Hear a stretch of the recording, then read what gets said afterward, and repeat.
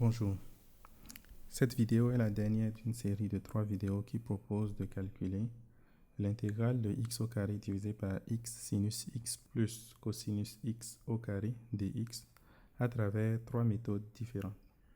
Je vous invite à regarder les 2 premières vidéos de cette série si cela n'est pas encore fait.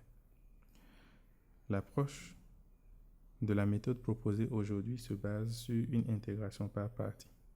Il faut commencer d'abord par remarquer que la dérivée de x sinus x plus cosinus x est en fait égale à x cosinus x plus sinus x moins sinus x,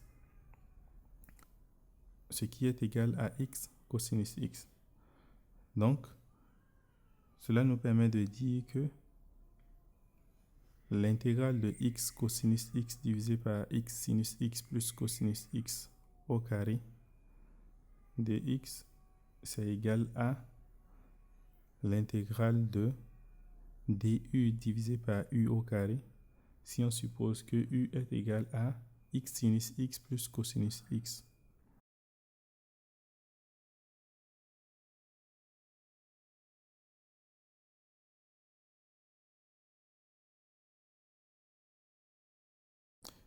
Ce qui donne comme résultat moins 1 divisé par u plus c, qui est donc moins 1 divisé par x sinus x plus cosinus x plus c.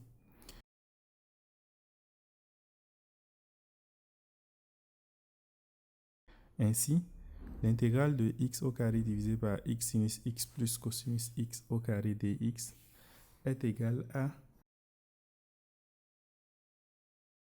l'intégrale de x divisé par cosinus x multiplié par x cosinus x divisé par x sinus x plus cosinus x au carré. Constatez ici que nous avons multiplié et divisé par cosinus x afin d'avoir une partie de la fonction à intégrer et une autre à dériver. Donc, je vais poser f de x qui est égal à x divisé par cosinus x. Sa dérivée donne cosinus de x multiplié par x sinus x divisé par cosinus de x au carré.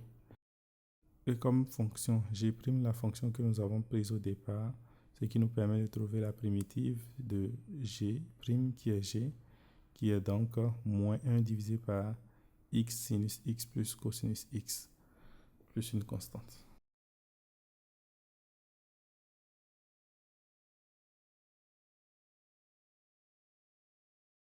En appliquant la formule de l'intégration par partie, on peut dire que l'intégrale de x au carré divisé par x sinus x plus cosinus x au carré, c'est égal à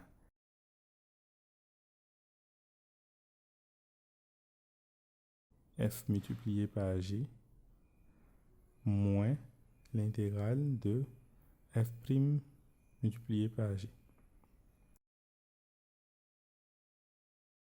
En remplaçant f et g par leur valeur, on a donc x divisé par cosinus x qui est f multiplié par g que nous venons de calculer, donc moins 1 divisé par x sinus x plus cosinus x moins l'intégrale de f' cette fois-ci que nous avons calculé, donc cosinus x plus x sinus x divisé par cosinus de x au carré et que je multiplie maintenant par g qui est moins 1 divisé par x sinus x plus cosinus x. Notez qu'avec le moins dans notre formule, on a un plus maintenant. Et après simplification, on a donc comme résultat moins x divisé par cosinus x multiplié par x sinus x plus cosinus x plus l'intégrale de 1 sur cosinus de x dx. Cette intégrale étant égale à tangente de x plus une constante, on peut donc conclure que notre résultat sera sinus x divisé par cosinus x, qui est exactement la fonction tangente, moins x divisé par cosinus x facteur de x sinus x plus cosinus x. Ici, nous allons rendre au même dénominateur. Pour cela, on va multiplier juste le numérateur de la première partie par x sinus x plus cosinus x.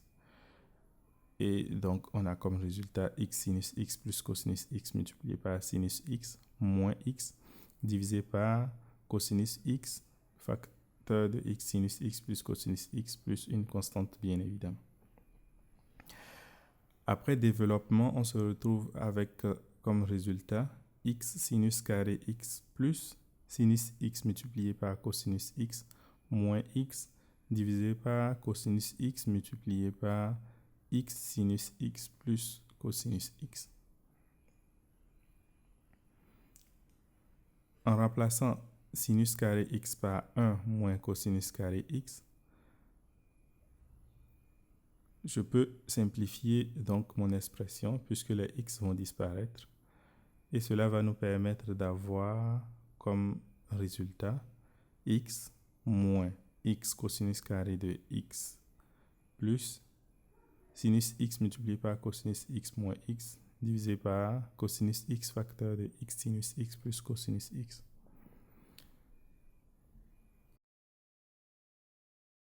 Après simplification de x, on a donc comme résultat cosinus x facteur de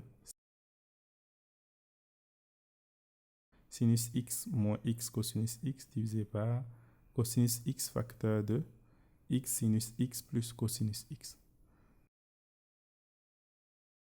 Après simplification de cosinus au numérateur et au dénominateur, on a donc le résultat que nous avions obtenu avec les deux précédentes méthodes, qui est sinus x moins x cosinus x divisé par x sinus x plus cosinus x.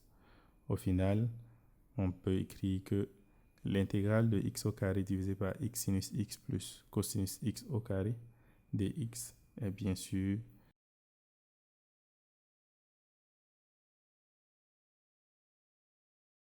sinus x moins x cosinus x divisé par x sinus x plus cosinus x, plus une constante, bien évidemment.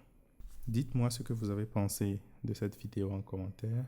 Si le calcul d'intégrale est quelque chose qui vous intéresse, je vous invite à regarder cette autre vidéo où je calcule une intégrale compliquée.